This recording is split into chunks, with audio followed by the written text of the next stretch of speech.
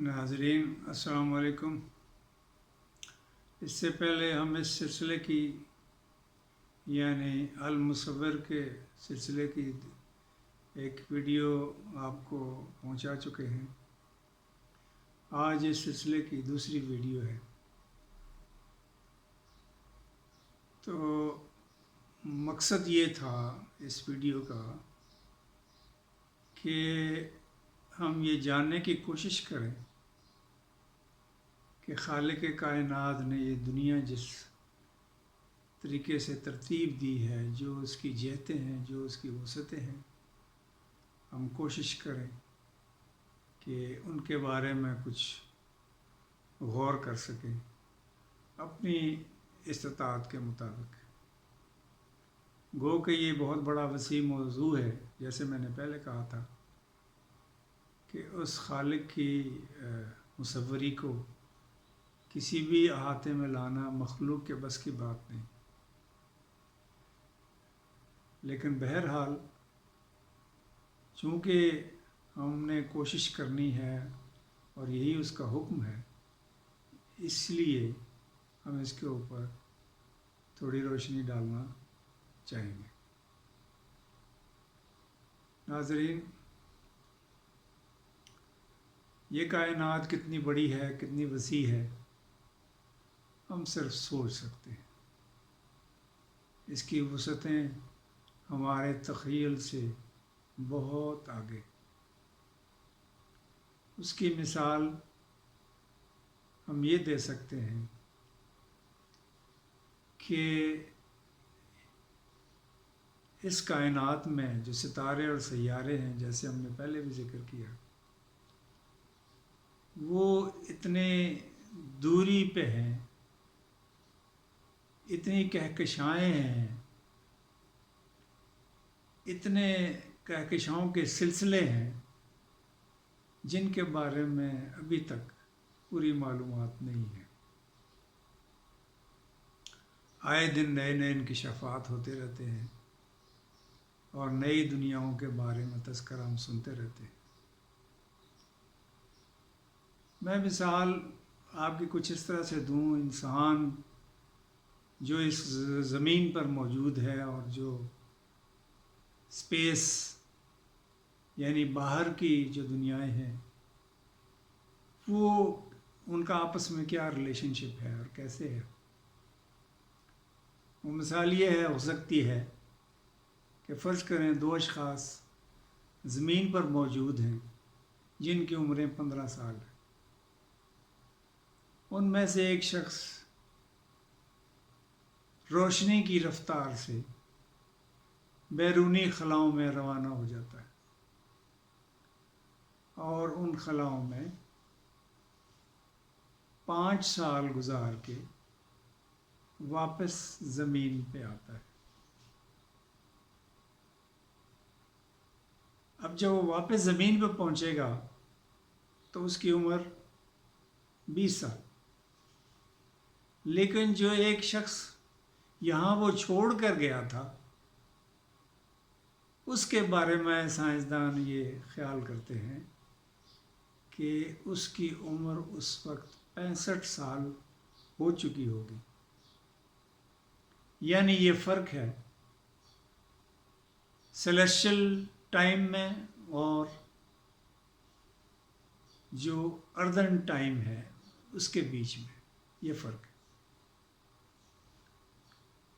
साइंसदान एक और लिहाज से भी इस कायनात की वसअतों के बारे में बात करते हैं कि इस कायनात को अल्लाह तबारक व तआला ने जकड़ दिया है और जकड़ने वाली चीज़ बड़ी सादा और आसान है, वो है टाइम एंड स्पेस। अब इसका मतलब ये है कि कोई भी चीज़, कोई भी मखलूक जो कायनात में मौजूद है, कहीं भी है, उसको किसी ख़ास वक्त पर, किसी ख़ास मुकाम पर होना चाहिए। तभी हम ये तस्लीम करते हैं कि वो शख्स वजूद रखती है, वो चीज़ वजूद रखती है। اور سائنسدان یہ بھی کہتے ہیں کہ اگر ٹائم کو روک دیا جائے، ہم تو نہیں روک سکتے، خالق کائنات چاہے تو، وقت کو اگر روک دیا جائے تو اس کائنات میں تاریکی چھا جائے گی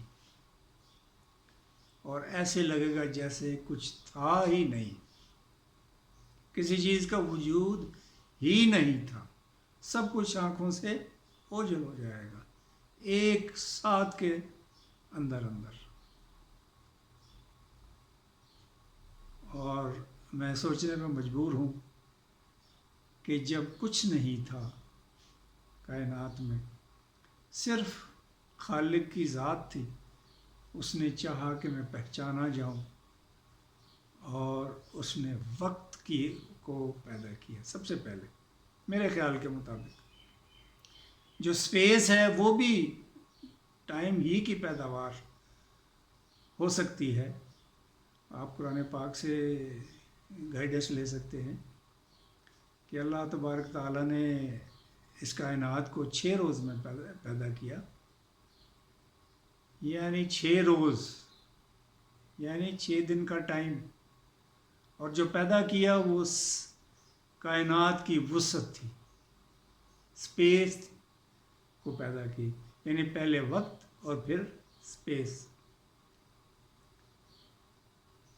تو یہ کیسی بات ہے کہ خالق نے اس پوری کائنات کو جکڑ دیا ٹائم اینڈ سپیس کے بیچ میں، اور بنیادی طور پر وقت کے بیچ میں۔ اب اگر وہ چاہے، جیسا چاہے، جس وقت چاہے، ٹائم کو روک دے اور دنیا ختم۔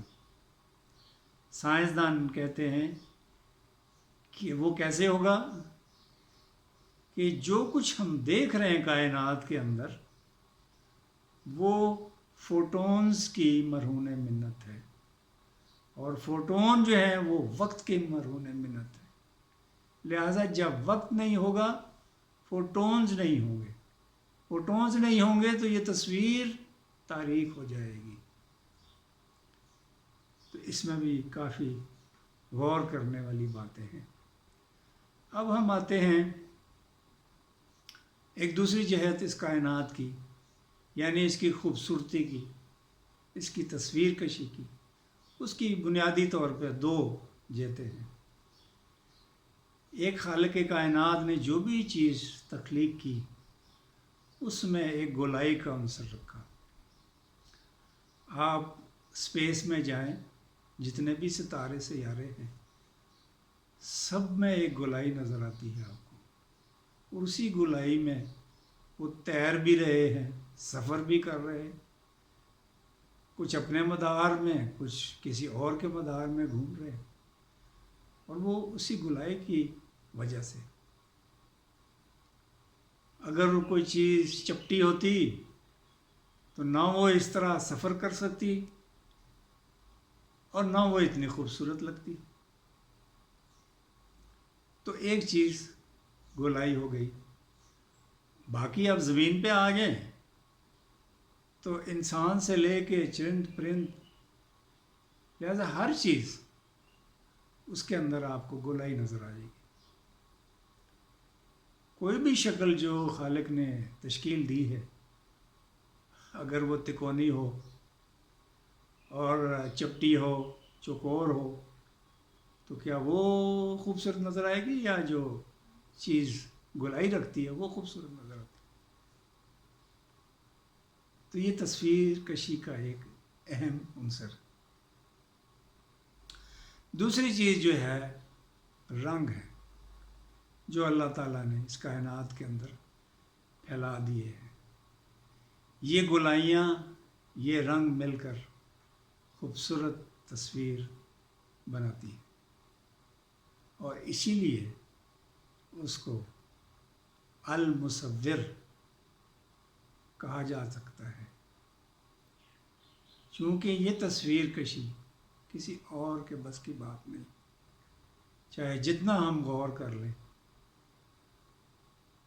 یہ اس کی کوئی انتہا ہمیں نظر نہیں آتی. تو آئیے اس باری تعالیٰ کی ذات کے سامنے جھکتے ہوئے اس المصور کی ستائش کرتے ہوئے اور مزید غور کرتے ہوئے اپنی زندگی کا ایک موضوع بنا لیں کہ واقعی وہ خالق ایسا ہے، وہ تصویر کشی ایسی کرتا ہے جو کسی انسان کے بس کی بات نہیں.